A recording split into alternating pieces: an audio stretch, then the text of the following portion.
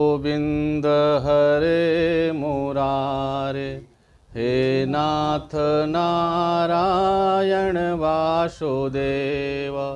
श्री कृष्ण गोविंद हरे मुरारे, हे नाथ नारायण वासुदेव। हे नाथ नारायण वासुदेव, हे नाथ नारायण वासुदेव।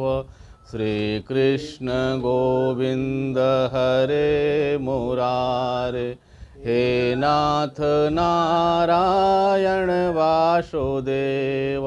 बोलिए वृंदावन बिहारी लाल की, शंकर भगवान की। आइए रोज की तरह अनवरत हम आज भी भगवान की मंगलमयी कथा, भागवत की कथा श्रवण करेंगे।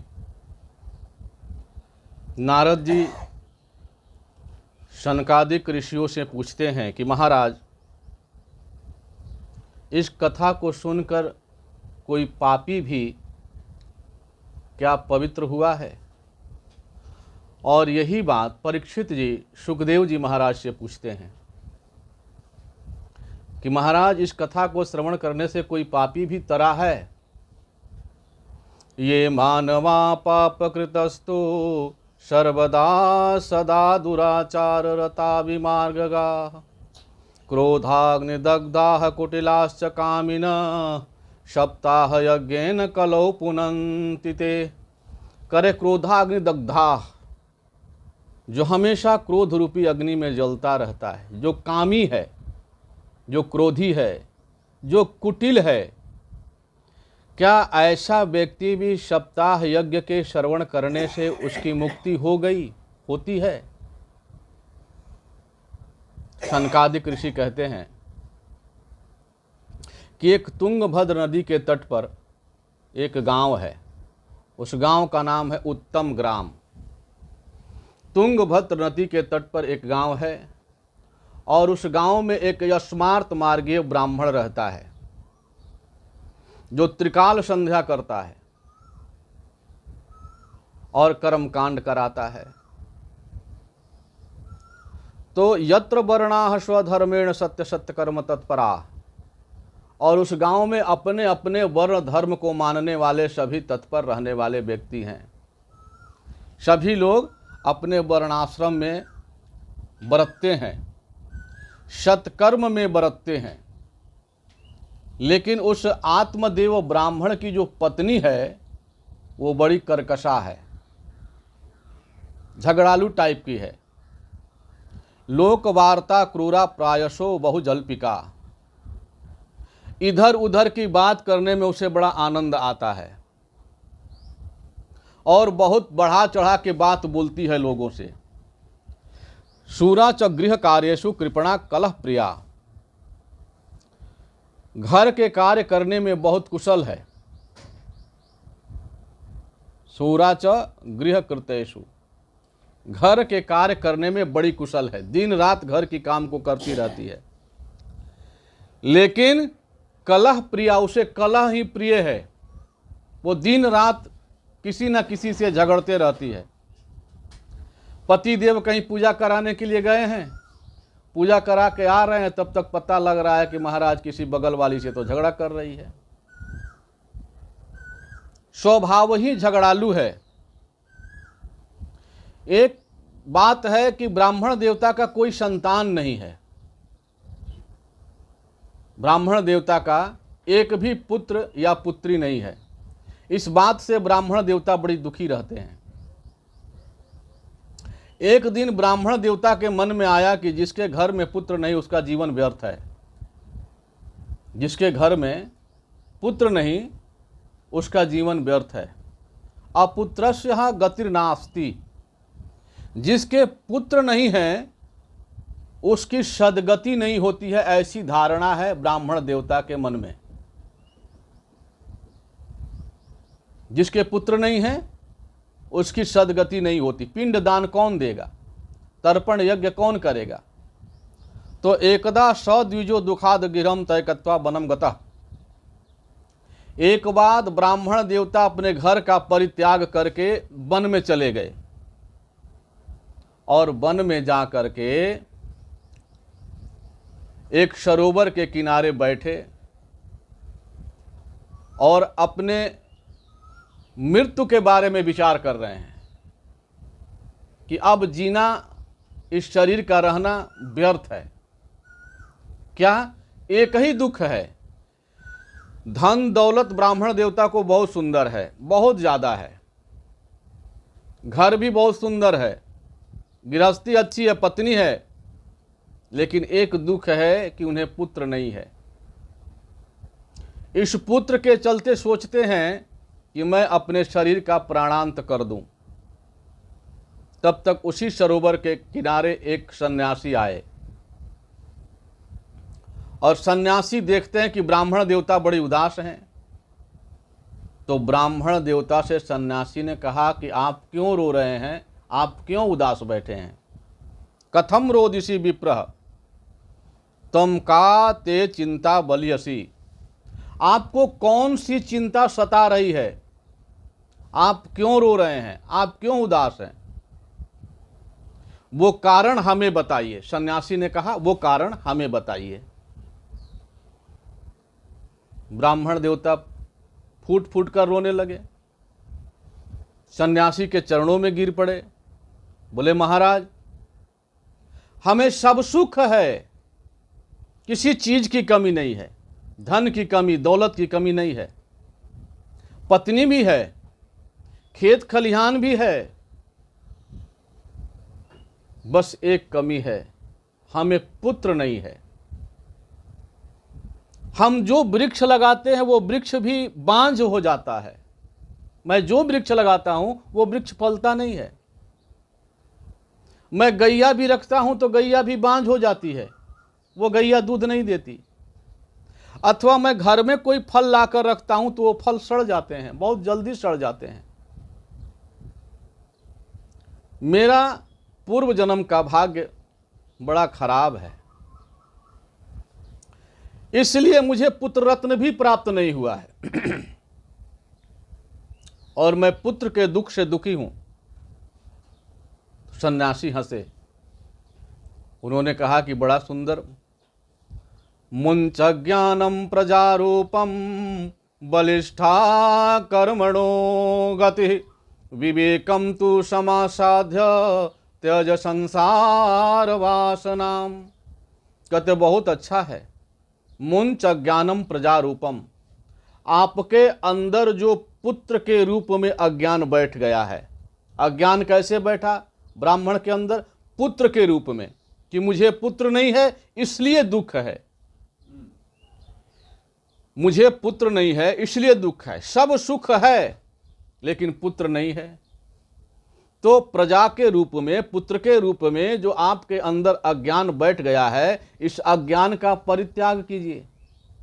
परमात्मा ने आपको एक ममता की डोरी कम बांधी है। सन्यासी ने कहा, परमात्मा ने एक ममता की डोरी कम बांधी है, आप वो ममता परमात्मा में लगाइए। विवेक के द्वारा संसार की वासना का त्याग कीजिए। पुत्र के रूप में जो आपके अंदर वासना स्फुरित हो रही है, उस वासना का त्याग कीजिए। विवेकम तु समासाध्य त्यज संसार वासनाम। विवेक के द्वारा संसार के वासना का त्याग कीजिए और आप परमात्मा का भजन कीजिए।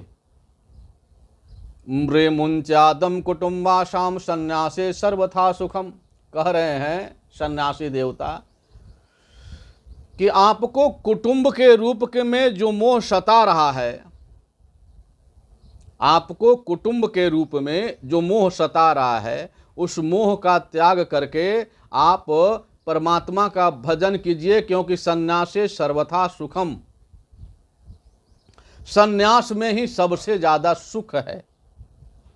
सन्यास का मतलब सर्वस्व का न्यास कर देना ही सन्यास है। स माने सर्वस्व का न्यास कर देना ही सन्यास है। सन्यास माने त्याग, सर्वस्व का न्यास। न्यास मतलब होता है त्याग। सबसे पहले अपने अहम वृत्ति का त्याग कर देना ही सबसे बड़ा संन्यास है। अपने अहंकार का त्याग कर देना संन्यास है। विषय वासनाओं से विरक्त हो जाना संन्यास है। तो साधु ने कहा कि आप संन्यास ग्रहण कर लीजिए और परमात्मा का भजन कीजिए। तो आत्मदेव ब्राह्मण कहते हैं कि महाराज इस विवेक से क्या होगा? विवेकेन भवेत किम, इस विवेक से क्या होगा महाराज? आप बलपूर्वक तपस्वी हैं तो आप तपस्या के बल पुत्र पूर्वक मुझे पुत्र रत्न देने का कृपा करें। आप तपस्वी हैं, तपस्या का बल आपके अंदर है, तो आप पुत्रम देहि बलादपि, आप मुझे पुत्र दीजिए, पुत्र रत्न दीजिए। ब्राह्मण के बहुत आग्रह करने पर, आत्मदेव के बहुत आग्रह करने पर सन्यासी ने कहा तुम्हें पुत्र सुख नहीं लिखा है, लेकिन फिर भी मैं अपने तपस्या के बल से तुम्हें पुत्र देता हूं। लो, मैं एक फल देता हूं तुम्हें, ये फल अपनी पत्नी को खिला देना। तुम्हारी पत्नी इस फल को खाएगी तो गर्भ को धारण करेगी, तुम्हें पुत्र रत्न प्राप्त होगा। लेकिन एक काम कहना अपनी पत्नी को, क्या कहना? कर सत्यम शौचम दया दानम मेक भक्त तू भोजनम वर्षावधि स्त्रिया कार्यम तेन पुत्रो अति निर्मलः। कर सत्यम शौचम दया दानम, कहना सत्य में रहे। 1 वर्ष तक तुम्हारी पत्नी को सत्य धारण करना पड़ेगा, सत्य संभाषण करे, सत्य में स्थिति रहे। दूसरा, पवित्रता को धारण करे। तीसरा, हृदय में सभी प्राणी के प्रति दया रखे, सभी प्राणी के प्रति दया और दान भी देते रहे। तो अगर 1 वर्ष तक ये सब काम करती है और उसके गर्भ में बच्चा है, तो समझ जाओ कि तेन पुत्रो अति निर्मला, उसका पुत्र निर्मल उत्पन्न होगा, ज्ञानी उत्पन्न होगा, सदाचारी उत्पन्न होगा, माता पिता का सेवा करने वाला उत्पन्न होगा। इन सारे साधनों को जो माताएं गर्भ में बच्चा रहता है और इन साधनों को अगर धारण करती हैं तो उसका बच्चा निर्मल होता है। आजकल की माताएं भी बड़ी गड़बड़ कर रही हैं। माई बाप, बच्चा होता है ना, तो बच्चे को अपने स्तन का दूध पान नहीं कराती हैं, बोतल का दूध पिलाती हैं। अपनी जवानी को बचाए रखने के लिए माताएं बच्चे को बोतल का दूध पिलाती हैं और बच्चे को बोतल का दूध पीते पीते दारू के बोतल पकड़ने का आदत पड़ जाता है। माता ने पहले ही बोतल धराया, अपने स्तन के दूध का पान नहीं कराया, बच्चा दूध के बोतल को पीते पीते दारू का बोतल पकड़ लिया। अब दारू से किडनी सड़ गया, फेफड़ा सड़ गए, हॉस्पिटल में भर्ती हो गया तो ग्लूकोज का बोतल लटक गया। और बोतल लटके लटके जीवन बेचारे का बोतल बन गया और बोतल में ही जन्म लिया और बोतल में ही मर गया। वो बच्चा भला अपने माता पिता की सेवा क्या करेगा? फ्रायड ने कहा है कि हिंसा करना माता पिता ही बच्चे को सिखाते हैं। फ्रायड एक बहुत बड़ा दार्शनिक हुआ, कहा कि हिंसा करना माता पिता ही अपने बच्चे को सिखाते हैं। बोले कैसे? बोले माता मीट मछली खा रहे हैं, मुर्गा खा रहे हैं, तो बच्चा जन्म से तो खाता नहीं, बच्चा गर्भ में था तो खाता नहीं, पैदा हुआ तो खाता नहीं, लेकिन जब बच्चा जन्म लिया, धीरे धीरे बड़ा हुआ, तो माता ने कहा, पिता ने कहा बेटा मुर्गा ले आओ, मुर्गा काटो, मछली ले आओ, मछली काटो, खस्सी काटो। तो माता पिता ने मुर्गा काटना सिखाया, खस्सी काटना सिखाया, मछली काटना सिखाया। अब बच्चा बड़ा हो गया तो गर्दन काटने लगा, तो कौन सी बड़ी काम, छोटी काम कर रहा है। माता पिता तो मर गए, पर मीट मछली अंडा बच्चे को धरा गए और इस पर परंपरागत ढंग से ये संसार में चल रहा है, हिंसा की वृत्ति हो रही है। क्या मनुष्य मनुष्य को काटे यही हिंसा है? क्या मनुष्य मनुष्य को काटता है तो ये हिंसा है? बोले नहीं, मनुष्य अगर खस्सी बकरी भी काटता है तो ये हिंसा है। तो हिंसा की वृत्ति माँ बाप भी अपने बच्चे को धरा जाते हैं। फ्रायड ने कहा है, उस महात्मा ने कहा कि ये फल तुम्हारी पत्नी खाएगी तो तुम्हें पुत्र रत्न प्राप्त होगा, लेकिन पत्नी को ये बात अच्छा नहीं लगा। आत्मदेव ब्राह्मण ले जाकर फल दिए, पत्नी को कहे कि इस फल को तुम खाओ तो तुम्हें पुत्र होगा। पत्नी को यह बात अच्छा नहीं लगा। पत्नी सोचती है कि ये फल खाऊंगी, मुझे पुत्र होने के लिए गर्व रहेगा, तो मैं कैसे जीऊंगी, मुझे खाना नहीं खाया जाएगा, खाना हम कैसे खाएंगे। और कहीं सुखदेव जी के तरह ये गर्भ पेट में ही अटक गया तो कैसे, क्या होगा? गर्भ में बच्चा रहेगा, गांव में चोर पड़ जाएंगे तो हम कैसे भागेंगी? अरे गर्भ में बच्चा रहेगा और ननद आएगी, सब सामान चुरा के ले जाएगी तो हम कैसे देखेंगे? बहुत प्रकार की माने कल्पित बातें वो धुंधली सोचने लगी। और जब धुंधली बहुत सारी कल्पित बातें सोचती हैं तो उसकी एक सखी है, कहती है कि इस फल को तुम मत खाओ, तुम केवल बच्चा होने का बहाना करो कि मुझे बच्चा होने को है, और ये फल गौ को खिला दो, ये फल गौ को खिला दो। और जो तुम्हारी बहन का बच्चा होने वाला है उस बच्चे को तुम ले लेना। तुम्हारी बहन की बहुत सारी बच्चे हैं, पोसने में असमर्थ है, एक बच्चा होने को है, वो बच्चा जब होगा तो तुम ले लेना। ये बात धुंधली को बहुत अच्छा लगा। धुंधली ने फल गौ को खिला दिया और अपने बहन से बोली कि जब अब की बार तुम्हारा बच्चा होगा तो ये बच्चा हमें दे देना, हम उसके बदले में तुम्हें कुछ धन दे देंगे। तो बहन को बहुत बच्चे थे, इस कारण से बहन ने कहा कि ठीक है, ये बच्चा तुम ले लेना। अब गर्भवती होने का नाटक करने लगी धुंधली, अपने पति से कहती है कि मैं गर्भवती हूं। कुछ दिन के बाद जब बच्चा पैदा हुआ बहन का, तो बहन ला करके बच्चा को दे देती है धुंधली को। धुंधली ने कहा कि मुझे पुत्र रत्न प्राप्त हुआ है।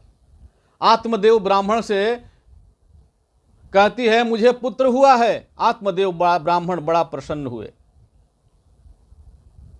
बड़ा बाजा बजाए, सोहर गवाए, उत्सव किया कि महाराज सन्यासी के आशीर्वाद से हमें पुत्र रत्न प्राप्त हुआ है। इस प्रकार से इस रहस्य को कोई नहीं जान रहा है। गौ को खिला दी है फल, उस रहस्य को भी कोई नहीं जान रहा है। 3 महीने के ठीक बाद गौ को भी एक बच्चा हुआ, गौ को भी एक बच्चा हुआ। तो सारा शरीर मनुष्य का था और कान गौ का था, कान गौ का। आत्मदेव ब्राह्मण ने कहा देखो हमारा भाग्य,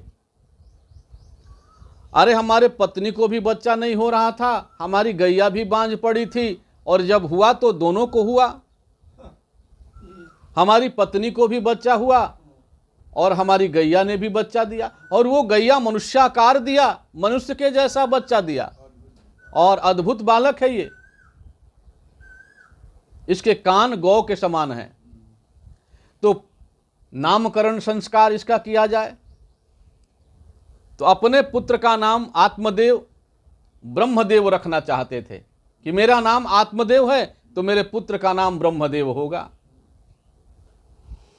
तो धुंधली कहती है कि तुमने गर्भ में धारण किया है इसे, हमने इसे 9 महीना गर्भ में धारण किया है। मेरा नाम धुंधली है तो मेरे बच्चे का नाम धुंधुकारी होगा, बच्चे का नाम धुंधुकारी रखा। आत्मदेव ने कहा ठीक है, अगर तुम अपने बच्चे का नाम धुंधुकारी रखती हो तो अच्छा है, कोई बात नहीं है। लेकिन हम गैया से जो बच्चा उत्पन्न हुआ उसका नाम गोकर्ण रखते हैं। गोकर्ण तम सुतम दृष्ट्वा गोकर्णम समाचरित। कह रहे हैं कि इस बात को, इस रहस्य को किसी ने नहीं जाना कि गाय ने कैसे बच्चा दिया, तो उस गोकर्ण का नाम आत्मदेव ब्राह्मण ने गोकर्ण ही रखा। तो गोकर्ण पंडितो ज्ञानी धुंधुकारी महाखला। गोकर्ण तो पंडित हुआ, ज्ञानी हुआ, आत्मा राम में रमण करने वाला हुआ, लेकिन धुंधुकारी महाखल हुआ, दुष्ट हुआ, पापी हुआ। इतना दुष्ट, इतना पापी कि स्नान शौच क्रियाहीनो दुर्भक्ष क्रोध वर्धिता। कह रहे स्नान भी नहीं करता है, पवित्रता को तो वो कुछ जानता ही नहीं कि पवित्रता क्या है। स्नान शौच क्रियाहीनो, पवित्रता अपवित्रता का जरा भी ध्यान नहीं करता। और दुर्भक्षी क्रोध वर्धित, कुछ भी खा लेता है, जो मिल जाए, भक्षा भक्ष जो भी मिल जाए उसका बिना विचार किए हुए भोजन कर लेता है। और क्रोध मत कहिए, क्रोध तो उसके नासिका पर हमेशा रहते हैं। दुष्परिग्रह करता च सौहस्तेन भोजनम, कठिन से कठिन कार्य करता है, चोरी करता है, डकैती करता है, बेईमानी करता है, यही उसका काम है। सौहस्तेन भोजनम, 100 के हाथ से छुआ हुआ भोजन भी खा लेता है। 100 के बारे में तुलसी बाबा लिखते हैं कि जिन हरि भगति हृदय नहीं आनी, जीवत 100 समान ते ही प्राणी। जिसके हृदय में परमात्मा की भक्ति नहीं है, जिसके हृदय में परमात्मा की भक्ति नहीं है, वो जीते जी 100 के समान है, मुर्दा के समान है। जियत 100 समान ते प्राणी, जिन हरि भक्ति हृदय नहीं आनी। जिसके हृदय में परमात्मा की भक्ति नहीं आई, वो प्राणी जीते जी 100 के समान है। और 100 हस्तेन भोजनम, 100 के हाथ से भी छुआ हुआ भोजन धुंधकारी कर लेता है। अब वो माता पिता को मारना शुरू कर दिया। रोज दारू पी के आता है और माता पिता को मारता पीटता है। पैसा दो, क्या जुआ खेलना है?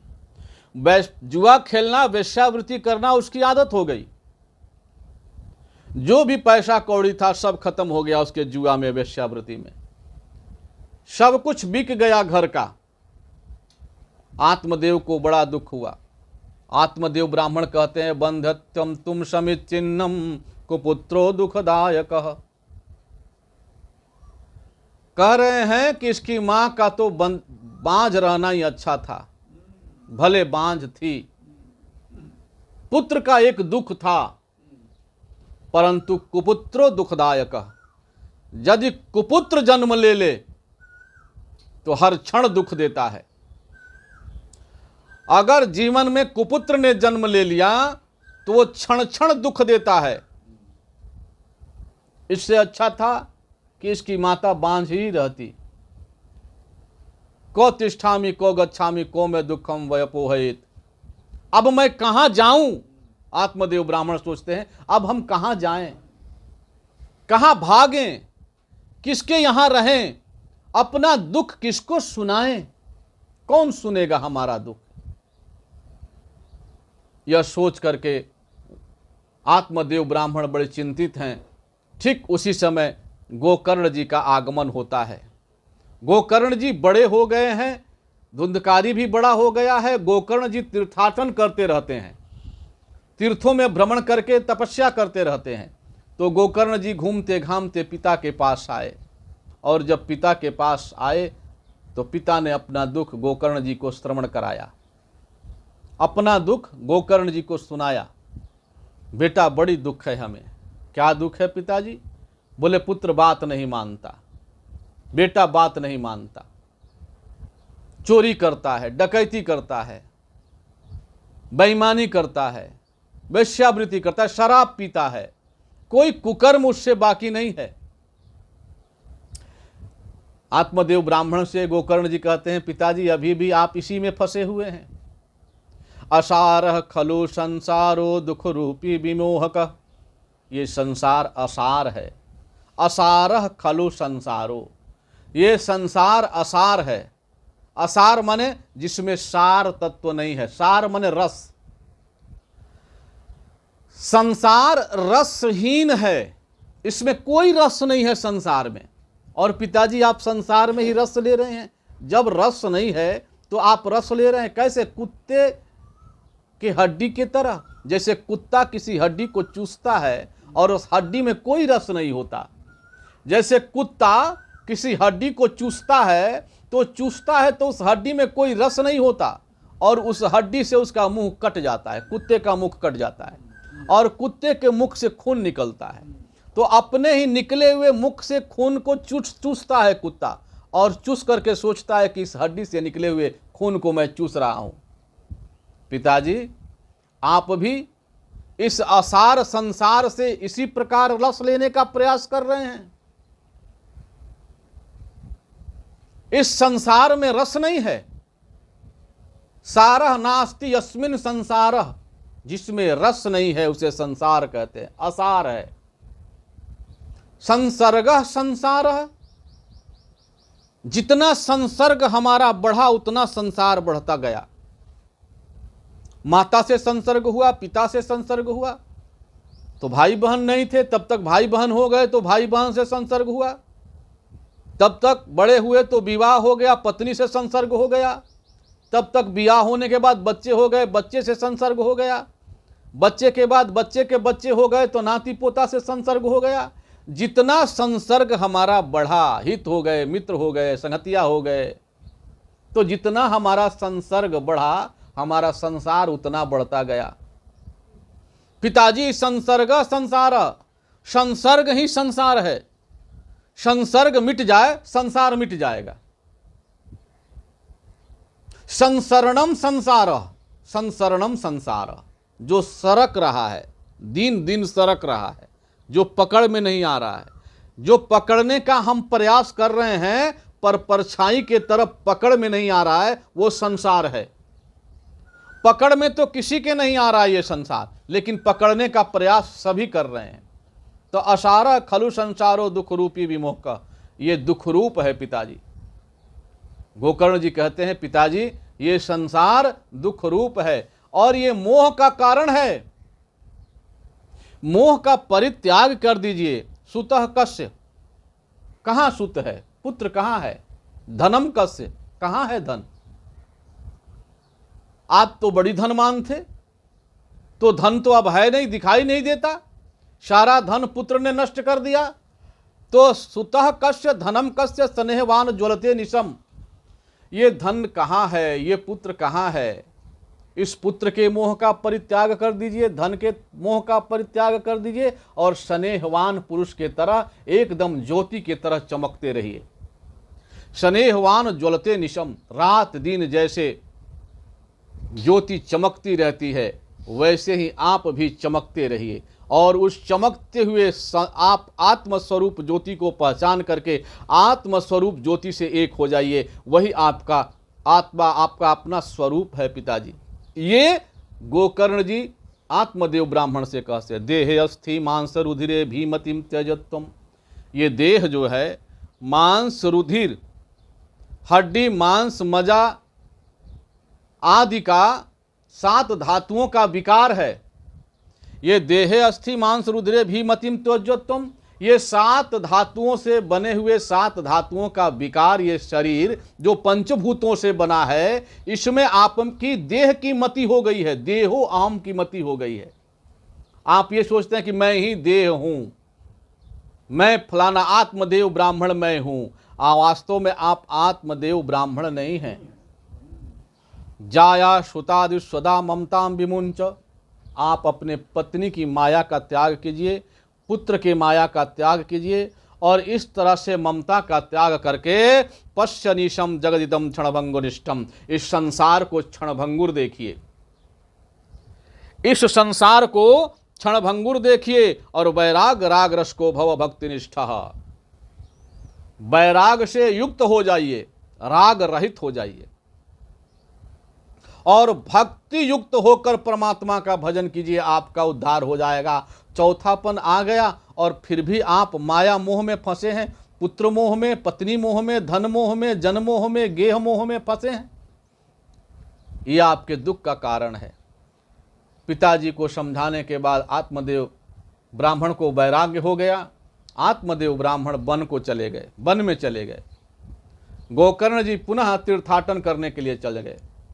अब इधर धुंधकारी रोज अपनी माता को मारने लगा, पैसा मांगता है, पैसा दो, जुआ खेलना है, वेश्यावृत्ति करनी है, पैसा है नहीं, माता क्या करे। अब माता धुंधकारी के डर से एक दिन कुएं में कूदकर मर गई। माता धुंधकारी के भय से कुएं में कूद करके मर गई। ऐसा पुत्र अगर पैदा ले तो जीव का कल्याण कैसे हो। अब धुंधकारी स्वतंत्र हो गया, अपने घर में 5 वेश्याओं को लाकर रखने लगा। धुंधकारी गृह तिष्ठत पंचपण्य वधूव्रतः। धुंधकारी अपने घर में 5 वेश्याओं को लाकर रखने लगा। अति उग्र कर्म करता च तत्पोषण विमूढ़। चोरी डकैती करता है और उनकी बात को मानता है और उन्हीं की सेवा में दिन रात लगा रहता है। वेश्याओं के सेवा में चोरी डकैती करता। वो कहती है गहना ले आओ तो चोरी करने चला जाता है, वो कहती है ये ले आओ वो ले आओ तो चोरी करके डकैती करके उनकी पूर्ति करता है। अब एक दिन राजा के घर में चोरी किया उसने। धुंधकारी एक दिन राजा के घर में चोरी किया तो वेश्याएं सोचती हैं कि ये रोज तो चोरी करने जाता है, आज राजा के घर में चोरी किया है, कहीं पकड़ा जाएगा तो हम लोगों का नाम भी बक देगा तो हम लोग भी पकड़ी जाएंगी, इसलिए इस धुंधकारी को मार देना चाहिए। अब वेश्याओं ने रात में धुंधकारी को खाट से बांध दिया और उसके गर्दन को दबाने लगी, गला को दबाने लगी। धुंधकारी छटपटाने लगा तो भी जल्दी मरता नहीं है, तो जलते हुए आग, चूल्हा के जलते हुए आग को उसने उसके मुंह में ठूस दिया। धुंधकारी के मुंह में जलता हुआ आग उसके मुंह में ठूस दिया। अग्नि ज्वालाति दुखेन व्याकुलो निधनम गतः। करे अग्नि के ज्वाला से दुखी हो करके, व्याकुल हो करके, व्यग्र हो करके धुंधकारी मर गया। अब धुंधकारी महान भयंकर प्रेत हुआ और उसी घर में रहने लगा, प्रेत बन के उसी घर में रहने लगा। अब वेश्याएं तो कहती हैं, कोई पूछता है तो कहती हैं कि बहुत दूर देश चले गए हैं, बहुत दूर देश में चले गए हैं, कुछ दिन के बाद कमा के आ जाएंगे। कुछ दिन के बाद वेश्याएं वो घर छोड़कर चली गईं। अब गोकर्ण जी कुछ दिन के बाद तीर्थाटन करके जब आए तो रात के अंधेरे में अपने घर में घुस करके सोए। अब जैसे ही सोते हैं तो धुंधकारी प्रेत बन करके खड़ा हो गया गोकर्ण जी के सामने। गोकर्ण जी के सामने प्रेत बनकर खड़ा हो गया, केवल रो रहा है। गोकर्ण जी ने कहा कि महाराज किम वा प्रेत पिशाचो वा, तुम कौन हो? प्रेत हो, पिशाच हो, कौन हो तुम क्यों रो रहे हो? राक्षस हो, क्यों रो रहे हो? तो वाक शक्ति नहीं है धुंधकारी के पास, बोल नहीं पा रहा है। तो गोकर्ण जी ने संकल्प करके और उसके शरीर पर जब जल छीटा तो उससे बोलने की शक्ति आई, कुछ पाप क्षय हुआ तो बोलने की शक्ति आई। तो धुंधकारी कहता हम भ्राता त्वदीयो अस्मि धुंधकारिति नामतः, हम आपके भाई धुंधकारी हैं, हम आपके भाई धुंधकारी हैं। अरे धुंधकारी, तुम प्रेत योनि में पड़े हो अभी तक? हाँ महाराज, हम प्रेत योनि में पड़े हैं। त्राहिमाम, आप मेरी रक्षा कीजिए, आप मुझे मुक्ति दिलाइए। आत्मदेव ब्राह्मण तो वन में चले गए थे, माता मर गई थी और माता के मर जाने के बाद मैं वेश्याओं को अपने घर में रखने लगा, वेश्याओं ने हमें मार डाला।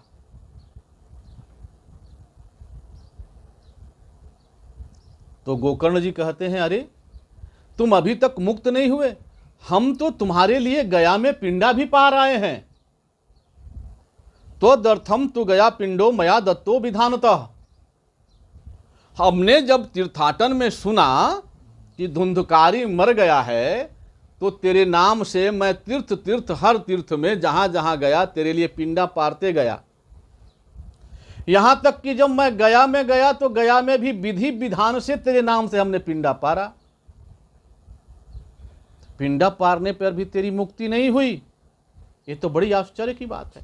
लोग कहते हैं कि पिंडा पारने के बाद पितरों की मुक्ति हो जाती है और तुम्हारी मुक्ति नहीं हुई। तो धुंधुकारी कहता है, गया श्राद्ध सतेनापि मुक्तिरमे न भविष्यति। हे गोकर्ण, एक बार गया में पिंड पारने की तो बात छोड़ दो, अगर 100 बार भी गया में पिंडा पारोगे, गया श्राद्ध सतेनापि 100 बार भी पिंडा पारोगे तो भी हमारी मुक्ति नहीं होगी, इतना पाप है हमारा। 100 बार भी पिंडा पार दोगे तो भी हमारी मुक्ति नहीं होगी। एक काम करो, श्रीमद्भागवतान मुक्ति सप्ताहम वाचनम कुरु। तुम ऐसा कोई साधन करो जिससे हमारी मुक्ति हो जाए। गोकर्ण जी आश्चर्य करने लगे, महाराज बड़ी विचित्र बात है, गया में पिंडा पारने पर नहीं अगर मुक्ति हुई, अंतिम साधन गया में पिंडा पारना है, अंतिम साधन गया में पिंड पारना है, और पिंडा पारने से भी मुक्ति नहीं हुई तो कैसे मुक्ति हुई। तब तक सुबह हो गया। सुबह हो गया, ब्राह्मणों को बुलाए गोकर्ण जी, गांव के ब्राह्मणों को, और उन्हें कहा कि भाई हमारा भाई धुंधकारी प्रेत बन करके भटक रहा है, आप कोई उपाय बताइए कैसे इसकी मुक्ति हो, कैसे इसकी मुक्ति हो। तो ब्राह्मणों ने अपना वेद शास्त्र पुराण उपनिषद उलटना शुरू किया, लेकिन कोई ऐसा साधन नहीं मिला जिससे धुंधकारी की मुक्ति हो। कहा गया में पिंडा पार आए, काशी में पिंडा पार आए, हरिद्वार पिंडा पार आए, सेतुबंध रामेश्वर, हर जगह गए, वहाँ जहाँ जहाँ गए वहाँ वहाँ पिंडा पारे, उसके बाद भी मुक्ति नहीं हुई, अब कैसे मुक्ति होगी। तो ब्राह्मणों ने कहा कि हे गोकर्ण जी, सूर्यदेव से पूछा जाए कैसे मुक्ति होगी। तो अपने तपस्या के बल से गोकर्ण जी ने सूर्यदेव को स्तंभित कर दिया, रोक दिया, और सूर्यदेव से पूछा कि प्रभु हमारा भाई प्रेत के योनि में पड़ा है, उसकी मुक्ति कैसे होगी, ये बताइए। तो सूर्यदेव ने कहा कि पहले से ही वो साधन विद्यमान है, तुम्हारे भाई की मुक्ति हो जाएगी। श्रीमद्भागवतान मुक्ति ही, श्रीमद्भागवत से तुम्हारी भाई की मुक्ति हो जाएगी। बोले सप्ताहम वाचनम कुरु, सप्ताह का यज्ञ करो, सप्ताह में साप्ताहिक ज्ञान यज्ञ करो भागवत का, इससे तुम्हारी भाई की मुक्ति हो जाएगी। अब इस प्रकार से गोकर्ण जी ने साप्ताहिक यज्ञ का अनुष्ठान किया, और साप्ताहिक यज्ञ के अनुष्ठान करने पर सभी लोगों को निमंत्रण दिया गया, सभी लोग आकर बैठे। धुंधकारी भी आकर बैठना चाहता है, प्रेत योनि में है, कहीं जगह नहीं मिला, तो एक सूखे हुए 7 गांठ का बांस है, उस 7 गांठ वाले बांस में बील में घुस करके धुंधकारी बैठ गया। पहले दिन के कथा खत्म होने पर एक पोर फट गया, दूसरे दिन का कथा खत्म होने पर दूसरा पोर फटा, तीसरे दिन का कथा खत्म होने पर तीसरा पोर फटा, ऐसे 7वें दिन कथा खत्म होने पर 7 पोर फट गए और धुंधकारी मुक्त हो गया। वास्तव में धुंधकारी कोई और नहीं है, वो धुंधकारी हम ही हैं। धुंधकारी कोई और नहीं है, हम हैं।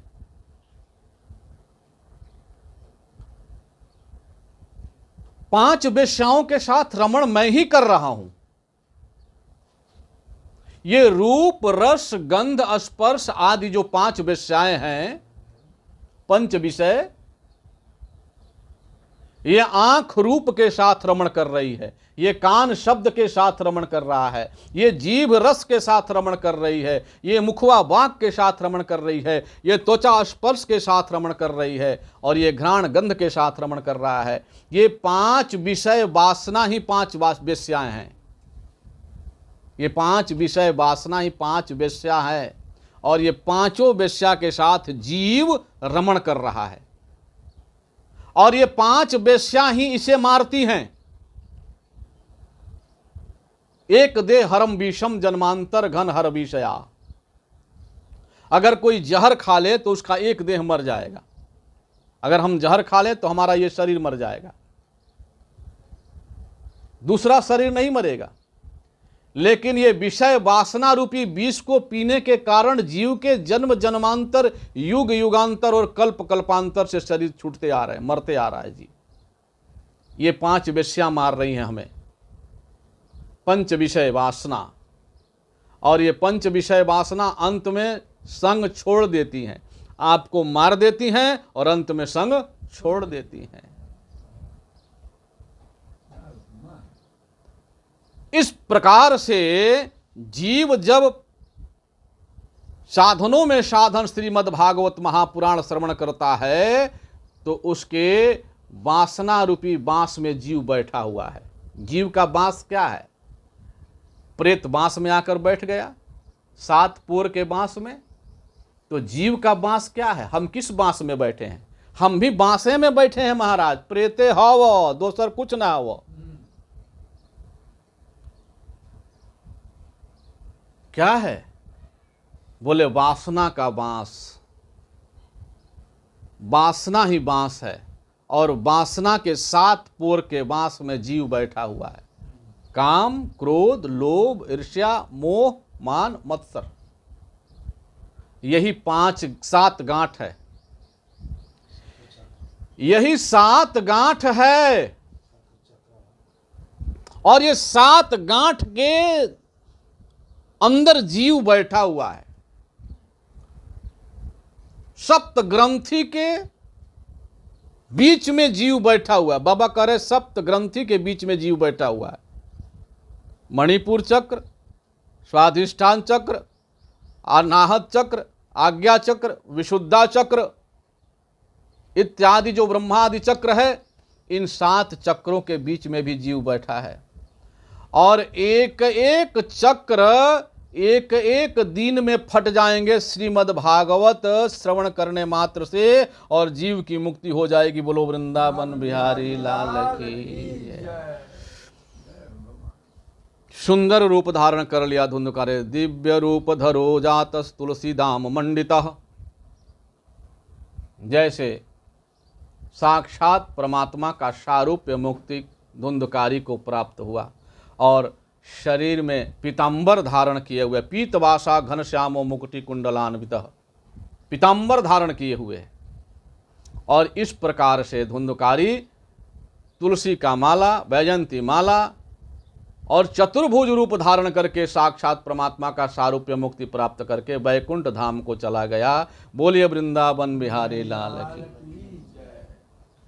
धन्य भागवती वार्ता प्रेत पीड़ा विनाशिनी। धुंधकारी कहता है धन्य है ये भागवत की कथा, जो हम जैसे पापी जीव को प्रेत के योनि से भी मुक्ति कर देती है। सप्ताहोपि तथा धन्य, उसमें भी सप्ताह कथा और भी धन्य है, जिसने श्री कृष्ण लोक को मुझे प्राप्त करवा दिया। श्री कृष्ण लोक फलप्रद, श्री कृष्ण के धाम को हम चले गए। लेकिन गोकर्ण जी को एक दुख हुआ कि केवल धुंधकारी ही क्यों जा रहा है वैकुंठ लोक में, और लोगों ने भी तो कथा श्रवण किया है। तो विष्णु के दूतों से पूछा कि महाराज, बराबर समान रूप से हमने कथा श्रवण कराया सबको, तो केवल धुंधकारी कथा क्यों सुन करके जा रहा है वैकुंठ में, और लोगों को क्यों नहीं ले जा रहे हैं? तो भगवान विष्णु के दूतों ने कहा कि जैसे कथा धुंधकारी ने सुना है, वैसे कथा कोई नहीं सुना।